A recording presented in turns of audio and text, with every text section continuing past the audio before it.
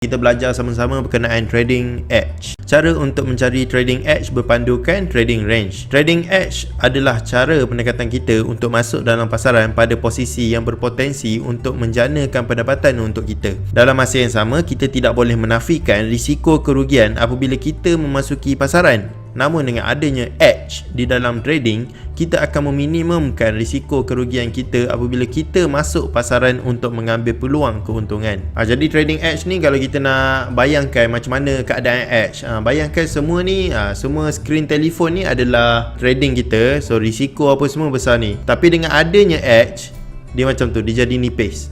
Dia jadi nipis macam ni. So risiko kerugian korang tu semakin tipis dan peluang untuk korang profit tu semakin tinggi. Compare dengan korang ada segerbak macam ni, manalah tahu mana satu yang betul kan. Tapi dengan adanya edge, akan meningkatkan lagi potensi korang untuk buat profit dalam market. Trading edge boleh datang dalam pelbagai bentuk dan rupa bergantung pada pengalaman dan ilmu seseorang. Jadi untuk video kali ini, saya akan tunjukkan contoh trading edge berdasarkan ilmu yang telah saya ajarkan pada siri-siri yang lepas.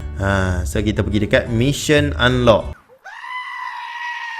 Basic range ni benda yang paling penting lah. So saya selalunya akan refer basic range. Tapi kalau korang nak yang lagi detail, kita akan pergi sections within range. So tadi kita dah ada high dengan low. Lepas tu di antara high dengan low tu kita ada mid range ataupun range tengah. So daripada mid range hingga ke high tu, kita boleh tarikkan lagi satu Fibonacci untuk kirakan 50% lagi. So kita main 50%, 50%, 50%. Trading dengan cara supply and demand akan selalu tekankan berkenaan equilibrium ataupun keseimbangan.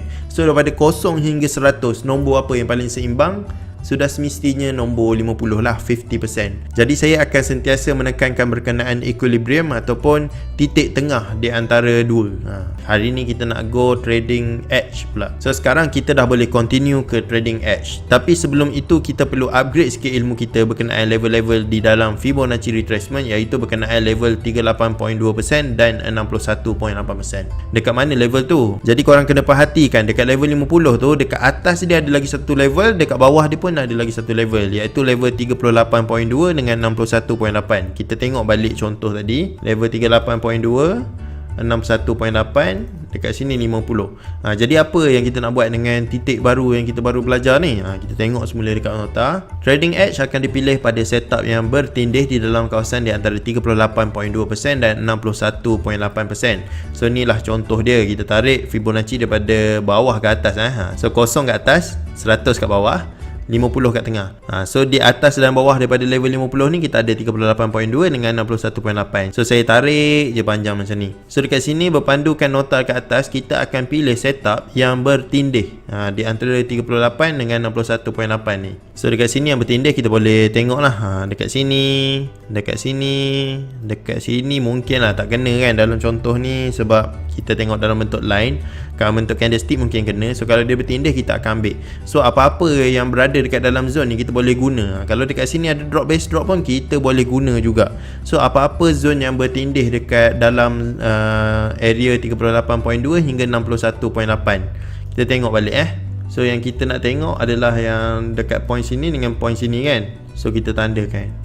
Kita buat satu zone di antara dua level ni. So di antara level 38.2 hingga 61.8 ni, kita perlu cari apa-apa area ataupun apa-apa base ataupun apa-apa swap zone yang berada dekat dalam kawasan ni. Jadi bila korang tengok ke belakang, apa yang korang boleh nampak? Dekat sini tak ada drop base drop. Dekat sini ada satu swap zone. Dekat sini ada satu base. Dekat sini pun ada base. Dekat sini pun ada swap zone. So contoh korang boleh ambil swap zone dekat sini sebagai korang punya zone. So korang bolehlah dapat entry dekat sini. Okay. So kalau dekat sini pula price tengah bergerak ni kan, price baru buat. So kita delete balik blue red shadow, kita buat warna biru dengan merah. Macam ni live trade. Macam mana kita nak apply apa yang kita lukis tadi. So dekat sini structure dah break. Ingat tak siri yang lepas kita dah belajar berkenaan structure kan? Okay, so kita ambil daripada sini lah. Contoh dia high, low, lower high, lower low. Sini tak kira sebab tak ada yang break. Dia kena pecahkan. Di antara dua ni dia kena pecahkan. So dekat sini lah higher high. So dekat mana higher low dia, kita tarik lah kita punya Fibonacci. Hanzo guna Fibo. Saya tak guna Fibo sebenarnya. Memang jarang sekali lah. Siapa yang kenal saya memang tahu saya tak guna Fibo. Tapi saya nak explain dekat korang berkenaan equilibrium tu, saya memang terpaksa gunalah Fibonacci ni. Tapi saya memang tak menggunakan lah Fibonacci ni. Saya tengok pun saya dah tahu dah saya nak entry kat mana. Sombong amat. So kita nak fokus kat level 61.8 dengan 38.2 nampak saya tanda ni. Jadi kita tandakan bagi gelap area ni. So apa-apa zone yang berada dekat dalam zone ni kita akan guna. Walaupun korang nak tarik sampai hujung ni tak kisahlah. Tapi saya rasa sampai situ pun dah cukup kot. So dekat sini kita nampak tak ada satu base dekat sini kan? Nampak? Ada rally, base, rally. So ni adalah signal untuk buy. Dan dia bertindih tak dengan 61.8 ni? Bertindih. So bertindih kita boleh ambil dekat sini. Dekat sini pun kita boleh ambil.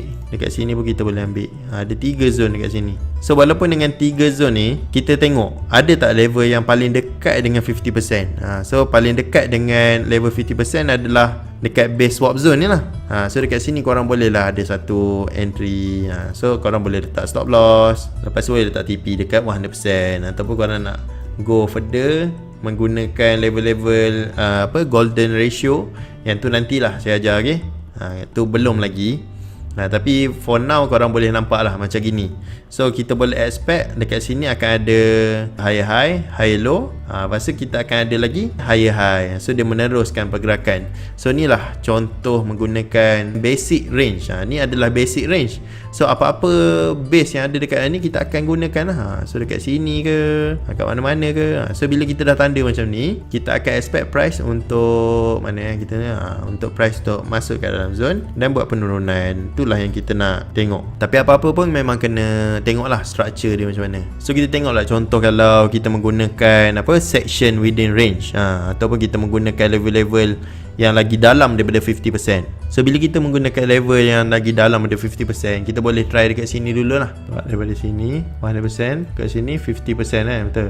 Sini 50%, ini 50%. So kita kena tengok adalah dekat sini, yang ni untuk upper quartile, pula untuk lower quartile. Ada 2 tempat kita tandakan. Lagi satu dekat sini. So dekat sini bila kita nak buy, kita jauh sikit. Nampak tak? Kita nak ambil dekat sini bila dia break kan.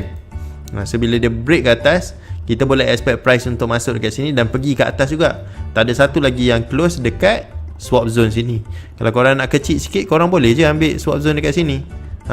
Apa-apa zone dekat dalam sini korang boleh guna. Tak semestinya korang kena guna swap zone kat sini, sini, sini pun semua korang boleh guna. Okay? Janji benda tu valid lah. Jangan ambil zone pelik-pelik pula. Dekat sini tak lepas lah, sebab dia break lebih daripada 4 candle. So dekat sini yang paling cantik. So dekat sini masih lagi tak ada price yang pecahkan dia. So kita masih lagi boleh guna level ni. Dan dia masih juga ada potensi untuk buat kenaikan terus macam tu, tanpa dia perlu turun lebih lanjut ke bawah. So ni maksud dia, kita target dulu upper quartile. Nampak tak? Kita target dulu mana kalau contoh price nak naik ke atas. So dekat sini adalah upper quartile range. So kalau kita ada satu setup dekat area upper quartile ni, kita boleh masuk dulu dan tunggu. Sebab dia ada kemungkinan untuk masuk juga kat sini dan terus pergi. So kita tak boleh ignore dekat sini. So kalau dia tembus ke tengah, so kita tunggu dekat sini pula. Tapi selalunya saya akan tunggu dekat mid range ni, sebab selalunya dia akan pergi ke sini lah. Tapi ada masa juga dia akan tertinggal entry. Tapi saya lagi suka basic lah. So kalau korang jenis yang tak suka tertinggal entry ke apa, memang kena mahirkan penggunaan upper quartile range, mid range dengan lower quartile. So kalau mid range ni kena stop loss, kita tunggu dekat lower quartile. Bukan kita hold kita punya floating sampai ke hujung, tapi kita akan masuk sini, sini, sini satu persatu.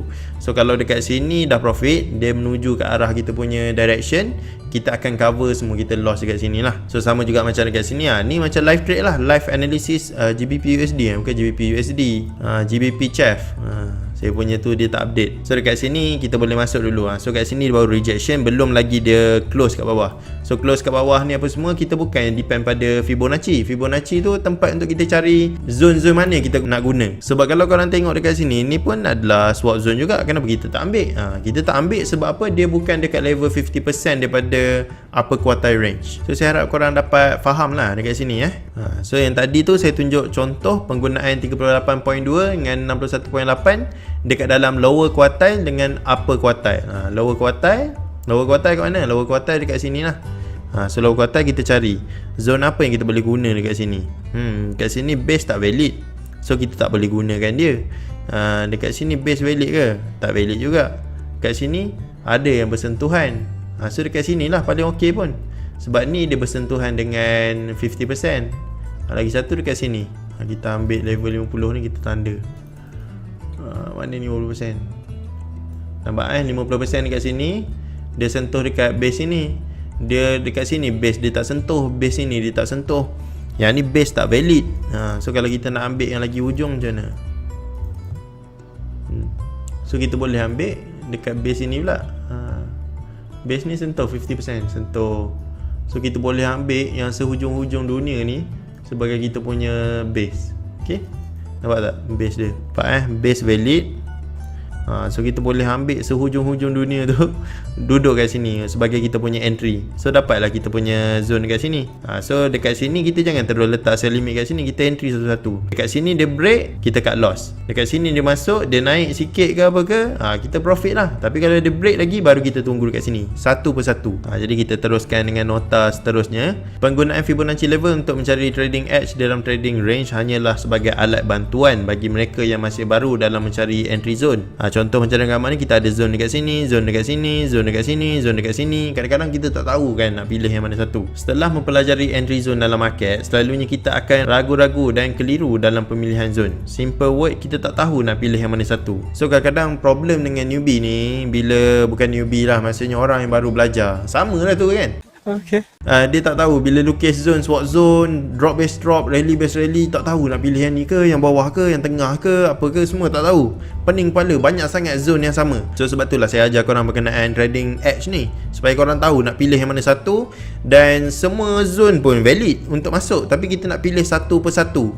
Tapi kita tak naklah gunakan zone ni bila dia dah keluar daripada structure. Contoh problem dia, bila structure macam ni, so setiap structure ni ada je base dia. Base di sini, sini, sini, sini, sini, sini, sini. Tapi yang problemnya dia tanda semua supply and demand daripada atas sampai ke bawah. Lepas tu kena lipat. Dia tinggi lagi daripada bukit. Sampai. Bukan macam tu, okay? So kita nak tanda yang kita nak tengok saja, iaitu dalam structure semasa. So dalam structure semasa ni, base apa yang ada? Nampak tak? So kita akan kira yang 1, 2, 3 ni saja. Yang atas-atas ni kita tak nak tengok lagi. Kita tak perlukan dia. Dia dah berakhir, dia dah berlalu dah. Structure tu dah habis. So structure semasa dekat sini. Jadi kita akan tengok pemilihan antara 3 ni. So dalam ketiga-tiga ni kita nak pilih mana satu. Sebab itulah kita belajar berkenaan trading range. So dekat dalam trading range ada edge, setup yang kita boleh masuk dan kurangkan risiko kita dan tingkatkan lagi kita punya profit. Cara mudah adalah dengan mengenal pasti trading edge dalam sesuatu range menggunakan Fibonacci retracement. Inilah menjawab persoalan. Tak tahu nak pilih mana satu, kita guna Fibonacci untuk cari range. Tapi lama-lama sebenarnya korang dah tak perlukan Fibonacci ni, sebab lama-lama korang dah boleh nampak guna mata kepala korang sendiri, dah tahu dah kat mana dia nak pergi.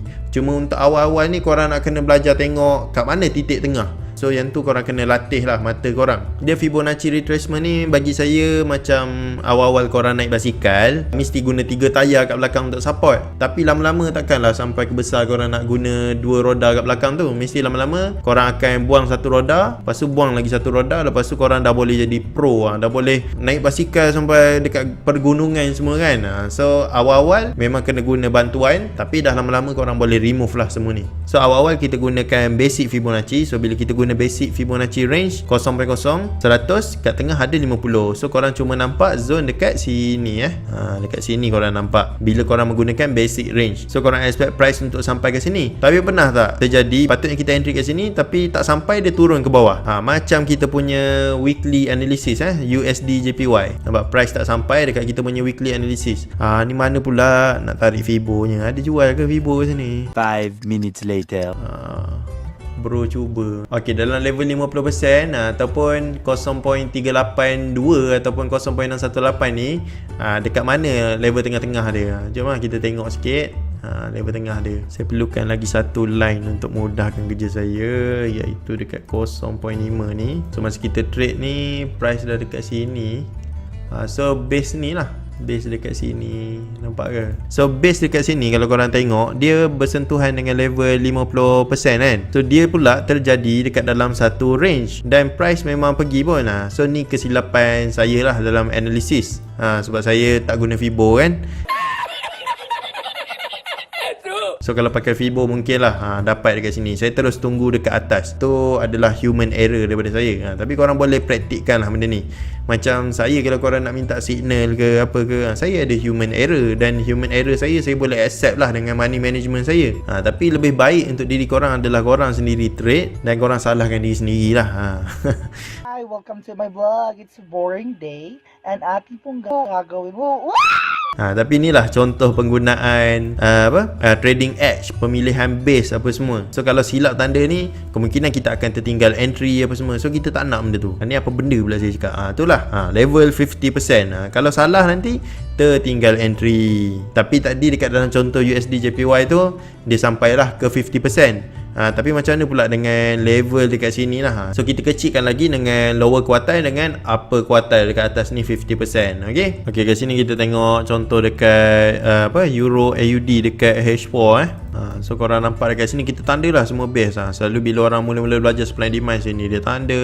Dia selalu tanda yang fresh-fresh kan. Sini dia tanda, sini pun dia tanda, sini pun dia tanda. So nak masuk mana satu? So dah pening kat sini, nak tunggu atas sekali ke kan? Tak sampai pula. So yang pertama korang sepatutnya buat adalah tandakan structure lah. So ni adalah high, low, lower high. Lepas tu lower low ni, lower low, lower low kat sini dah break. Maksudnya kat sini lah dia punya pasangan. Ni saya shortcut terus Siapa yang tak tahu kira structure boleh tengok siri-siri yang lepas balik. So dekat sini bila dia pecah ni, lepas tu dia naik atas sikit, dia turun ke bawah. So sebenarnya range yang sepatutnya korang trade adalah dekat sini je, sini dengan sini. Okay, so kita tarik kita punya Fibonacci lah. So daripada bawah ke atas sebab kita nak sell kan. Trend tengah sell. So korang sell je lah, janganlah buat pelik-pelik So daripada atas ni ke sini, nampak tak? 50% dah kena makan. So bila 50% dah kena makan, kita akan cari yang somewhere dekat tengah lah orang cakap. So dekat sini kosong. So 50% terbaru dekat sini. Ni ada 50% terbaru. Ni kita delete lah. Yang besar ni kita delete. Kita fokus dengan yang kecil ni je. Okay, boleh tarik hujung lagi. So dekat dalam zone sini sekarang ni price dekat sini kan. So dekat dalam zone 50% ni, mana price yang bersentuhan? So ada dua tempat lah. Satu dekat sini, satu dekat sini. So yang paling hampir adalah base dekat sini kan. Tapi korang kena tengok awal starting untuk entry dia dekat mana. Nampak? Daripada sini ke sini ni mana dia punya 50%. Nampak tak jarak entry ke 50% ni? Nampak 30-40 pip. So agak jauh. Tapi dekat sini lagi cantik lah. Nampak tak? Dia punya jarak dia tu, dia tak terlalu jauh daripada 50% punya level ni. So korang boleh expect price untuk masuk ke sini dan buat penurunan macam ni. So dekat sini korang boleh ignore lah level ni. Nampak tak? Dia dekat dalam area 38 hingga 61.8. Cantik-cantik, ngam-ngam dah. Ni kita delete. So korang adalah entry dekat sini. Ni pun delete, ni pun delete all selected. So korang dah ada entry korang. Sebenarnya nak masuk trading edge ni ada beberapa benda lah. Macam contoh level-level yang di break ni, dia akan ada explanation lain lah untuk lagi detail kan. Korang rasa korang perlu kan, korang boleh komen dekat bawah lah. Kalau korang rasa perlu, saya ajar lah. Tapi kalau korang rasa korang dah faham, saya boleh moving forward lah. Maksudnya dekat ni, chapter ni dah settle. So korang boleh lah tanda sama situ. Trade lah dekat sini. Risk dalam 60 pip, reward dalam 120 pip. Ni live trade lah ni. Kalau contoh yang bukan live trade, kita ambil dekat sini lah. Daripada high situ sampai shadow paling bawah dekat lower low. So kita tanda lah. Ni paling tinggi dia, ni dia punya tengah, ni dia punya paling rendah. Lepas kita delete lah. Yang lain ni kita delete. Ni contoh kita nak backtest lah, nak tengok macam mana kita nak calculate pergerakan ni semua. Daripada 50% ni kita kira dia punya interquartile orang panggil, ataupun lower quartile lah untuk dekat sini. So lower quartile dia kita kira dekat sini lah. So 61.8 sampai 38.2 kita tarik macam tu. Okay, so bila kita tarik ni, kita nak cari zone mana yang bersentuhan dengan 50%. So 50% sini. Okay, Okay, paling rendah kat sini. So macam mana kita nak boleh dapat entry dekat sini? Kalau orang backtest selalu ambil base kat sini lah. So sebenarnya yang mana kita nak ambil? So dekat sini kalau korang tengok satu-satunya pricing yang sentuh 50% adalah dekat sini. Tapi dekat sini dia bukanlah base yang valid So dekat sini yang sentuh-sentuh lain kita boleh nampak dekat sini, ataupun base ini tak valid juga, base ini tak bersentuhan, ni pun tak valid juga, ni tak kena, ni tak valid, ni tak valid sebab apa, dia makan dengan merah. So ada satu je dekat sini yang kita boleh pakai. So ni kita delete dulu. Zone yang ni zone entry tadi kan. Ni kita delete. Okay, so kita tarik base ni. Ni adalah base drop base rally Lepas tu kita tarik sampailah ke hujung. So kat sini kalau korang tengok memanglah kena stop loss lah. Tapi kita menggunakan setup cut loss, tak ada satu price pun yang close dekat atas daripada zone. Maksudnya dia masih lagi valid. So dekat dalam range dekat sini kita menggunakan lower quartile. Lower quartile betul dekat sini adalah mid range, dekat sini adalah lower quartile, dekat sini extreme, dekat sini extreme, dekat sini adalah upper quartile. Tapi untuk kita guna upper quartile, level 50% kena pecah dulu. Okey. Jadi kat sini walaupun teknik penandaan di atas nampak pandai dan mudah, saya tak tahulah mudah ke tak bagi korang rasa mudah ke susah. Zone yang ditanda bukanlah sesuatu setup yang bersifat confirmation, tapi lebih kepada sifat potential profitable zone. So level-level Fibonacci semua ni boleh je di break.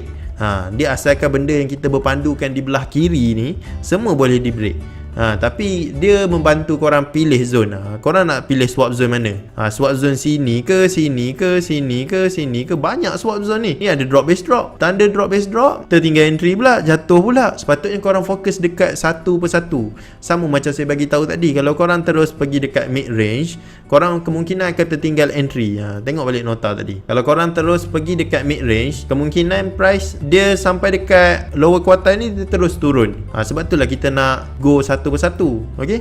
So dekat sini bila korang dah tengok lower quartile, korang jumpa base ni sahaja yang memenuhi kriteria trading edge. Base-base lain tidak memenuhi.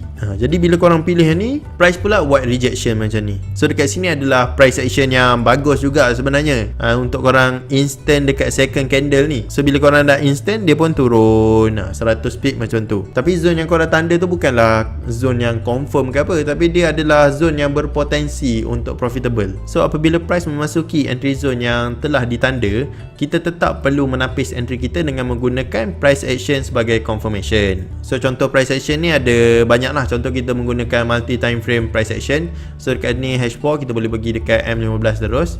Kita tengok dekat sini So dekat sini kalau korang tengok ada pattern apa ni. Kalau korang tengok ada pole, base, pole. Ni satu signal sell dekat area yang sell juga. Trend pun tengah sell. Korang punya trading range pun betul. Signal pun keluar dekat tempat yang betul. Korang pun masuk lah. So itulah maksud dia price action. Tapi saya tak ajar habis lagi berkenaan price action apa. Bukan tak belajar habis, sebenarnya tak ajar pun lagi. Kita nak kena tahu dulu zone, kita nak tahu dulu direction, baru kita tahu berkenaan confirmation. So pembelajaran berkenaan trading edge di dalam trading range hanyalah untuk menjelaskan cara pemilihan zone dalam range. Sekian. So topik dekat dalam trading edge ni semata-mata untuk menjelaskan korang nak pilih base ni ke, base ni ke, base ni ke, base ni ke. Dekat dalam lukisan macam ni mungkin nampak senang, tapi dekat dalam lukisan macam ni macam mana tadi kita nak pilih?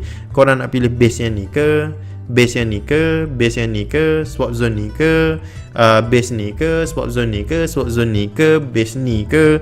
Banyak betul probability, banyak betul pilihan sampai korang tak tahu nak pilih yang mana. Jadi dengan adanya trading edge, korang terus tahu okey, base yang ni sahaja yang memenuhi kriteria. Kriteria apa? Dia bersentuhan dengan level 38.2 hingga 61.8. Tapi macam mana pula dengan level 50? Ada satu base yang bersentuhan dengan dia. Base yang bersentuhan dengan dia, bukan base lah, lah pricing ni. Kita boleh ambil dia sebagai base ke? Tak boleh tak boleh ambil sebagai base. So kita dah jadi tak valid dekat sini. Kalau kita tengok dekat sini pula, kenapa tak boleh ambil base kat sini? Base ini tidak dipecahkan dengan satu jenis color. Yang ni kita back semula dekat topik supply and demand. Kalau korang tak reti lukis base, korang akan ada masalah lah, akan ada problem. Kat sini base valid tapi tak sentuh pula level lower quartile ni. Dekat sini dia sentuh tapi dia candle biru. So kita dekat sini je lah.